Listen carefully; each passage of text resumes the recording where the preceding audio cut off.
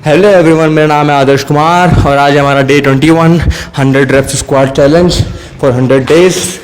और आज 21 डे है और आज संडे है, तो इस वजह से जिम हमारी ऑफ है। तो जैसे कि आपको पता ही है कि जिस दिन हमारी जिम ऑफ रहेगी उस दिन हमें कहीं पे भी रहकर 200 जंपिंग स्क्वाट्स करनी है।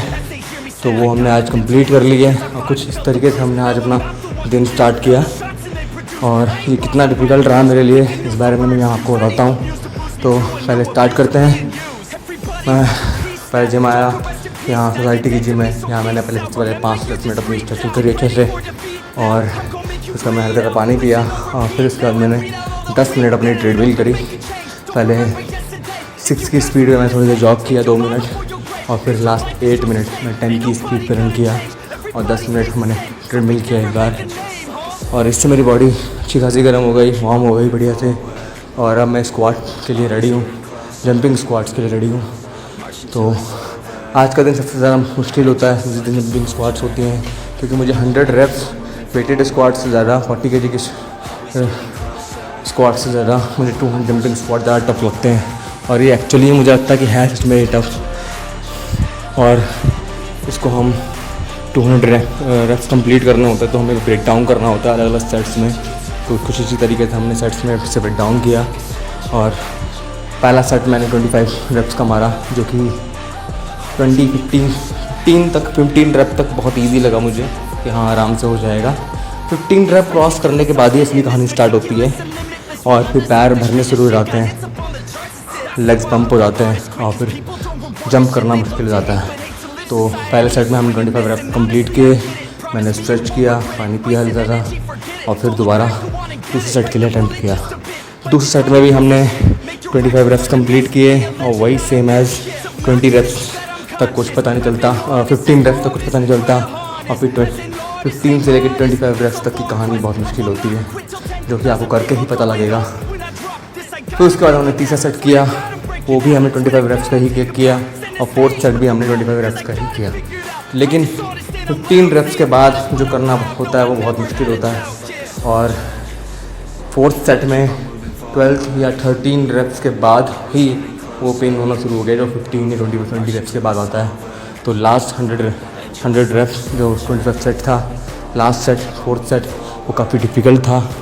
फिर उसके बाद हमने स्ट्रेच किया अच्छे से और फिर हमारा 5th सेट स्टार्ट हुआ और उसको हमने किया स्टार्ट।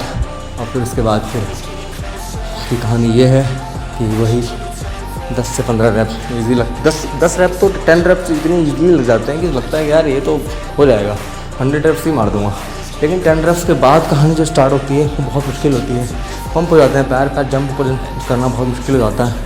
और फिर 15 रेप्स कंप्लीट हुए, उसके बाद 20 रेप्स कंप्लीट हुए। 20 रेप्स के बाद मैंने हल्का सा रेस्ट लिया, पॉज हल्का सा 30 सेकंड या 15 सेकंड का रेस्ट और 15 सेकंड का पॉज था वो। और 15 सेकंड का जब मैंने पॉज लिया और 20 रेप्स हमारे कंप्लीट हो चुके थे, तो मैंने सोचा 5 रेप्स करता हूँ और फिर रिलैक्स करता हूँ। फिर मैंने 5 रेप्स किए, तो मैंने सोचा कि जब 5 रेप्स ईजिली लग ही गए, जैसे कि 10 रेप्स ईजिली जाते हैं, मेरे 5 रेप्स भी ईजिली लगी गए, तो 5 रेप्स और मार लेता हूँ। तो हमने अपने 5th सेट में 100 रेप्स के बाद 5th सेट में 30 रेप्स कंप्लीट किए इसी तरीके से। और फिर मैंने रेस्ट किया, स्ट्रेच किया, पानी पिया अपना, BCAA पिया अपना और फिर हमने अपना 6th सेट स्टार्ट किया।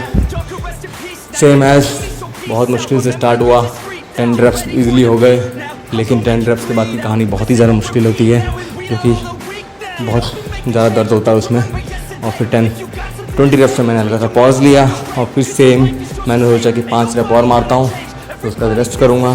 फिर मैंने 5 रेप और मारे, फिर 5 रेप मैंने सोचा कि यार 5 रेप और मार लेता हूँ, 30 रेप्स हो जाएंगे कंप्लीट और ये 30 हमारे 60 रेप्स कंप्लीट हो जाएंगे। फिर 20 रेप्स के सेट मार दूँगा लास्ट सेट। तो मैंने कुछ इस तरीके से प्लान किया, मैंने 30 रेप्स कंप्लीट किए अपने 6th सेट में भी और फिर मैंने रिलैक्स किया, फिर स्ट्रेच किया, पानी पिया, BCAA पिया और फिर से हमारा 7th सेट स्टार्ट हुआ। और 7th सेट में हम लोगों ने फिर से स्टार्ट किया, 10 रेप्स कंप्लीट हुए ईजिली। 10 रेप्स के बाद जंप करना बहुत मुश्किल हुआ, 15 रेप्स तक जंप करना बहुत ही ज़्यादा मुश्किल था, लेकिन 5 रेप हमने लास्ट कंप्लीट किए। 20 रेप्स पे आके रुक गए।